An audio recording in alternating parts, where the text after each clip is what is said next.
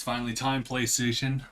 Finally time to come up with a new model, right? Historically, PlayStation will release a small form factor or a slim model for an existing console of the generation, roughly 3 years after the console has been released. They've done that with the PlayStation 2, the PlayStation 3, and the PlayStation 4. Well, except for the PlayStation 2, that one actually had like a 4-year time span before the slim model came out for that one. But when it comes to the 3 and the 4, seems like it was 3 years, and you know my cardinal rule. If it happens twice, it happens all the time. Ergo, the PlayStation 5 gets their slim model like 3 years afterwards. Yeah, don't forget the PlayStation 5 actually came out in November of 2020. So now it's November 2023, and now we have the slim model. Well, sort of, kinda. It's more like a model update. So to give it the official title, we are looking at the PlayStation 5 with Ultra HD Blu-ray disc drive in the PlayStation 5 Digital Edition. So we're going to be talking about these two consoles, and then at the end we're going to be talking about whether or not it's worth the purchase for either one. These guys are going to be available at select retailers. They're also going to be available on their direct.playstation.com website. These models are going to be 30% smaller than their respective counterpart, like OG models, and they're going to be slightly lighter. I think it's like around like 13 or 20% like respectively, depending on the model. The disc model for this updated one is going to be $500. The digital edition is going to be $450. Regardless of which one you buy, both consoles are going to have a horizontal stand only. A vertical stand is going to be sold separately at $30, US dollars, I should say. In addition, both models will have 4 cover plates instead of the 2 from the OG models. For the digital edition, as well as the physical edition, you can actually replace one of the cover panels with a disc drive panel. That can actually be bought separately for $80. As far as the customizations, the variants, from what I understand, those will be available in early 2024. They're going to continue selling these consoles, and at a certain point when the OG models are sold out, that's it. And these new updated models will be the base things that will be available for purchase for the foreseeable future. Further details and specs are available on the PlayStation blog. I'll link that below. But from what I understand, the consoles will run the exact same way as these OG models. Therefore, they could probably say that they can discontinue those old models. I am kind of mixed with the new model. I do like the options that they are providing for a lot of people. I would say that adding more cover plates gives you more options for customizations. Like, for example, you can mix match like each individual like cover plate with a different color if you want to. It's a little bit more expensive, mind you. These cover plates are going to be what, like $55 each. I mean, you might be better off just like getting another one and just mix matching between those two instead of like multiple ones. If you buy the digital edition and you want to later get a disk drive, you can do that and upgrade it with seemingly no issues whatsoever. This separate disk drive is also really good if you want to replace your existing disk drive in the event something bad happens to it, like damages and whatnot. I know Anaya from Tanuki Media as well had issues with their PlayStation 4 having disk drive issues, and that was a whole thing that had to happen. So generally speaking, what I really like about the new update is the fact that you just have a lot more options to work with. The downsides, well, I'll just go ahead and start off with this one. Where's the vertical stand? The vertical stand is something that's kind of integral to the PlayStation 5's identity. The promotional video shows it in the vertical form. And of course, I have to tell you that like vertical stand is sold separately. But that should tell you that like this is what identifies the PlayStation 5. This is what makes it stand out. But the sad thing is that when you compare the OG model with the new model, you know, that stand can be vertical or horizontal, whereas the new model, it kind of is just horizontal only.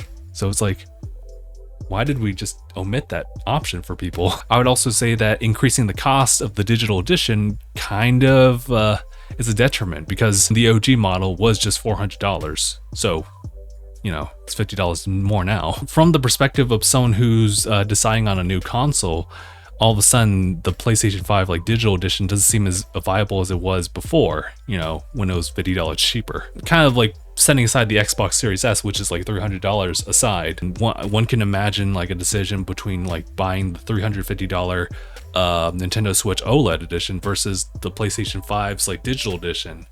Like, that's a $50 difference right there.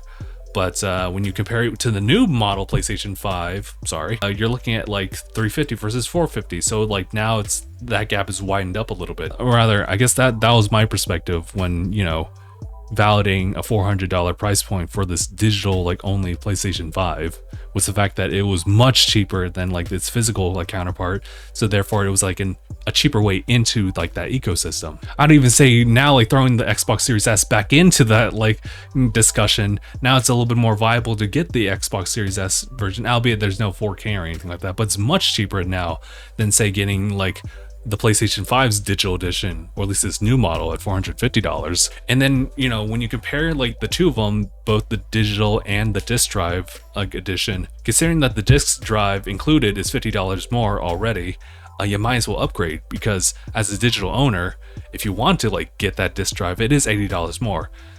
Technically $30 more than like the disc drive that's already included, you know, in that disc version. So why not go for that one?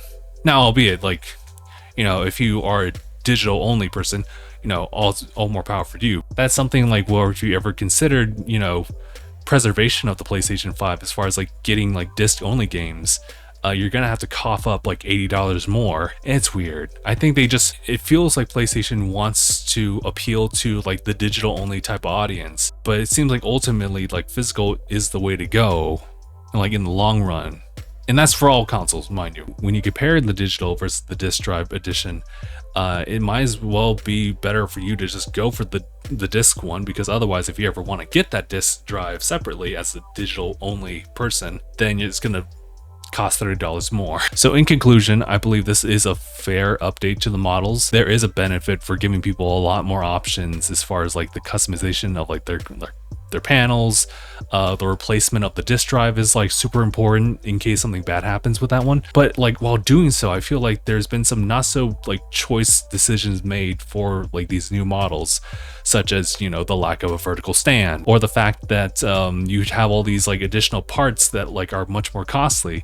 I mean, the vertical stand is $30 if you want to like be able to have it stand up. If you want like a disc drive, it's $80 more as a digital owner. But yeah, regardless of those facts, this is still an updated model where like the quality of the games don't suffer. They don't get hindered by any of these updates. These are still the same PlayStation 5 games you'll be able to enjoy, just on a smaller form factor. I would say, as a personal thing, if you haven't gotten a PlayStation 5 yet, this new model for the PlayStation 5 disc drive is probably definitely worth it, considering that the price of, you know, that model has not changed like from $500. From that perspective, as like the one who owns like the disc drive edition, the additional stuff as far as like plates and whatnot are like expected. The only downside is just the vertical stand. So when you consider the vertical stand stuff, honestly, I would probably advise you to just go and find like the base OG model like right now, because once those sell out, that's it. They're going to continue with the newer model, which albeit it's still good, but you lose that access to the vertical one unless you want to spend $30 more for it. So there's that. I think that's pretty much everything. So what do you guys think? Do you think that the updated PlayStation 5 models are ultimately a good thing for the PlayStation 5? Do you think that the OG models are a little bit too like chunky to be something to be placed into a household? 30% is like much better. Do you think some of the decisions that they made like for these new models are bad, like I was saying, like the lack of a vertical stand? The fact is that like all these replaceable parts and whatnot costs like quite a bit more. Does the increase in the PlayStation 5 digital edition kind of change your perspective of whether or not you would get like a digital versus like the disc drive version? Let me know. And yeah, I think that's pretty much it, guys. So yeah, guys, I appreciate everyone for tuning in on this one. If you guys would, please subscribe to the Tanuki channel. We got some more videos underway, but for now, that's pretty much it from me. Guys, thank you guys again so much for watching this video, and hope to see you guys in the next one. Take care of yourselves until then, everybody.